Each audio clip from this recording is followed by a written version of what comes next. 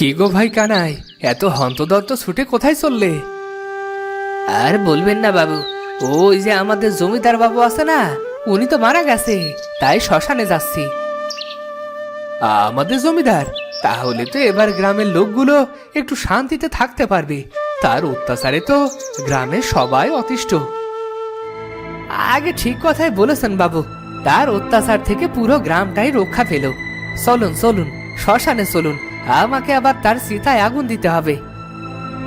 হ্যাঁ হ্যাঁ, চলো চলো, এত নিষ্ঠুর জমিদারকে একটু আগুনে জ্বলতে দেখে আসি, এতে মনটাও কিছুটা ভালো হবে।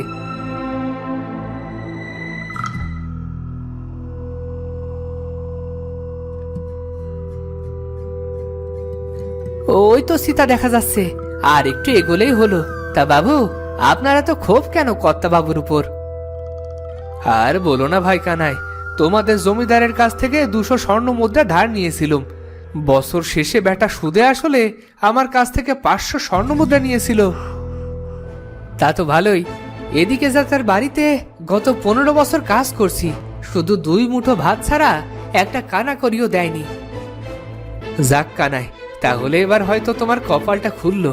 রেখে যাওয়া ধন সম্পত্তি তো মেলা পড়ে আছে, কোনো সন্তান টন্তান তো রেখে যায়নি। এসব এখন তোমারই হবে। দেখা যাক কি হয়, বলা কত যায় না, কোথাকার পানি কোথায় গড়ায়।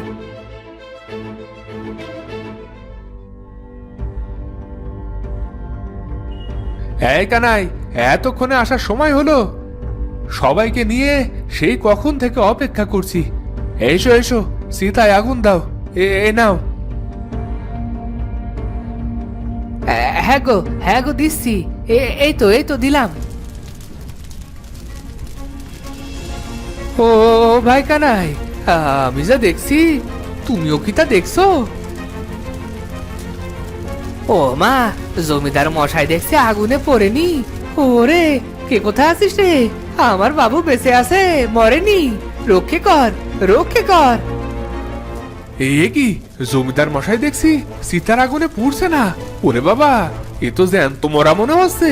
না বাবা, আমি আর এখানে নেই।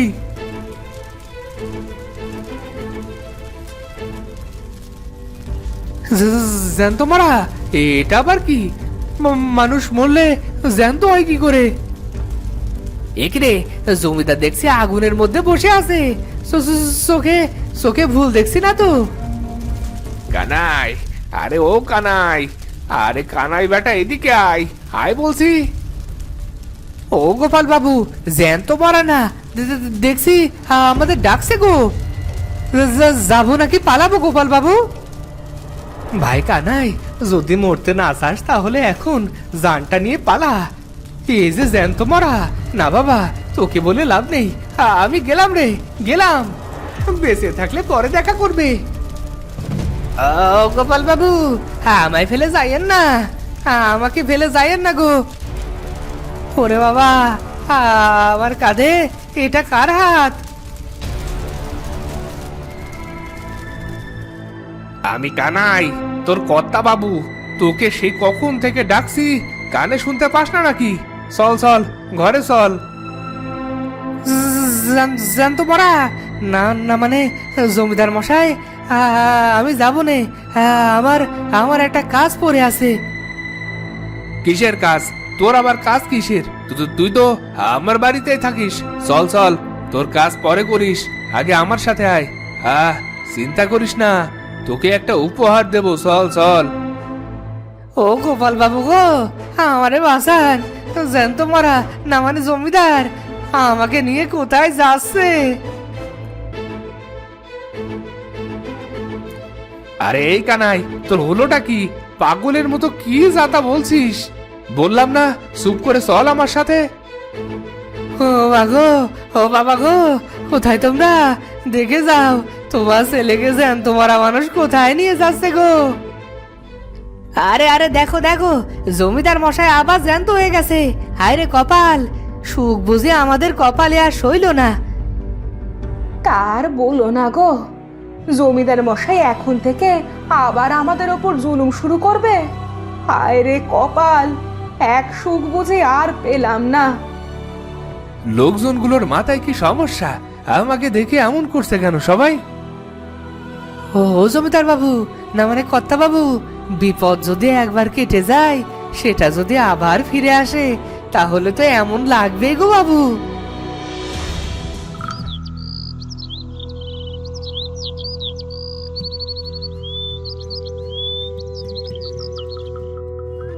এই তো আমার ঘরে চলে এসেছি। কানাই, আমার সিন্দুকটা কোথায় রে বলতে পারিস?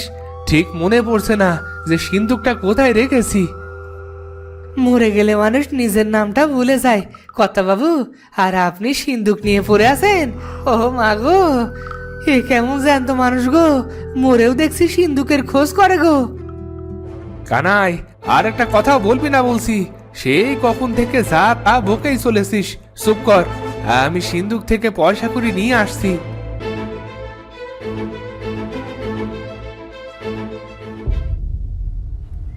ও মা, জ্যান্ত মানুষ দেখছি, পরপারেও পয়সা করে নিয়ে যাবে গো।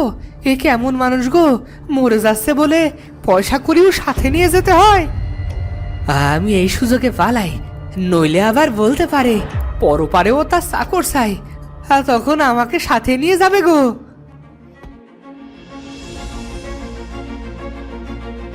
আরে এই কানাই, কোথায় যাচ্ছিস বেটা? কাজের সময় এত চুরি করলে হবে? আয় আয় এদিকে।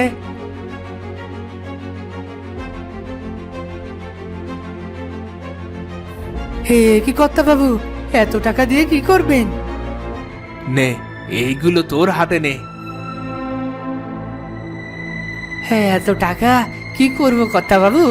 পরপারে নিয়ে যাবেন নাকি গো? না রে কানাই, এই সব টাকা তোর। হ্যাঁ, আমার আমার হয় কি করে কর্তা বাবু? আমার সাথে এসব নিয়ে ফাজলামো করবেন না। ফাজলামো করছি না রে কানাই, ফাজলামো করছি না। এসবই তোর টাকা। এই 15 বছর তুই আমার সেবা যত্ন করেছিস, তোর বেতনই দিলাম। হ্যাঁ কর্তা বাবু, আমি এসব চাইনি বাবু, আমি আপনার সেবা করেই মরে যেতে চাই। আমি টাকা পয়সার জন্যই আপনার কাজ করিনি, আপনাকে ভালোবেসে 2 বেলা খাবার জন্যই কাজ করেছি। আমি জানি রে কানাই, আমি সবই জানি, তাই তো মরেও মরতে পারিনি। আমার মতো লোক ঠকানো নির্যাতনকারী পুরেও মরেনি। এসব কি বলছেন কর্তা বাবু? ঠিকই বলছি রে কানাই, সারা জীবন আমি মানুষ ঠকিয়েছি, গরিবদের উপর জুলুম করেছি, সাধারণ প্রজাদের উপর অত্যাচার করেছি, আর এসব করেই এই বিশাল ধন সম্পদের পাহাড় গড়েছি। কিন্তু মরার পর সাথে করে কিছুই নিয়ে যেতে পারিনি। তাহলে এত সব ধন সম্পত্তি করে আমার কোনো লাভ হলো না। এসব কি বলছেন কর্তা বাবু? আমি তো বিশ্বাসই করতে পারছি না। হ্যাঁ রে কানাই, আমার নিজেরও বিশ্বাস হচ্ছে না যে আমি একজন অত্যাচারী জমিদার হয়ে মারা যাচ্ছিলাম। ভাগ্য ভালো যে এক বুড়ো আমাকে অভিশাপ দিয়েছিল, যতদিন পর্যন্ত আমি আমার অন্যায় স্বীকার না করব, মানুষের নিজের প্রাপ্যটা বুঝিয়ে না দেব, ততদিন আমার মৃত শরীর আগুনে পুড়বে না। হ্যাঁ কর্তা বাবু, আমাকে সাহায্য করবি? গরিবদের সাহায্য করতে আমি যত পাপ করেছি তার প্রায়শ্চিত্ত করতে চাই। তুই কি আমার সাথে থাকবি? হ্যাঁ কর্তা বাবু, এই কানাই আপনার জন্য নিজের জীবনও দিতে পারে কর্তা বাবু। আমি জানতাম রে কানাই, সবাই আমাকে ছেড়ে গেলেও তুই আমাকে ছেড়ে যাবি না। চল চল, যাদের টাকা ধার দিয়ে চওড়া সুদ নিয়েছি, তুই আমার হয়ে সবাইকে টাকা দিয়ে দিবি।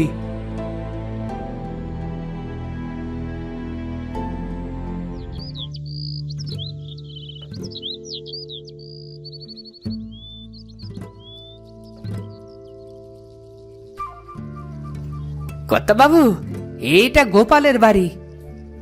দে, গোপালকে তুই ডাক দে। গোপাল ভাই, ও গোপাল ভাই, বাড়ি আছো নাকি?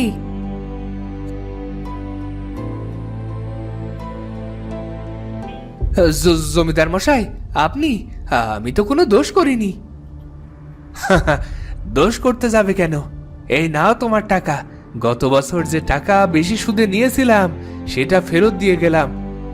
চল কানাই চল।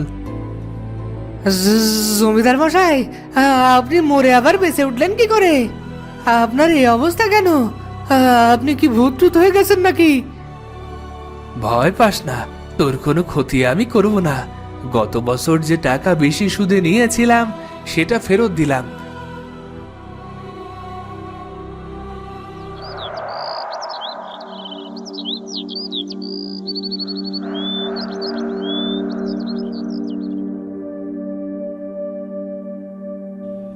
যাক বাবা, সবার সব ধার দেনা পাওনা শেষ। এবার কানাই, তুই একটা কাজ কর। হ্যাঁ হ্যাঁ কর্তা বাবু, বলুন। আমাকে আমাকে তুই চিতায় শুইয়ে দে আর আমার শরীরে আগুন লাগিয়ে দে। এবার এবার আমি মরেও শান্তি পাবো রে, মরেও শান্তি পাবো।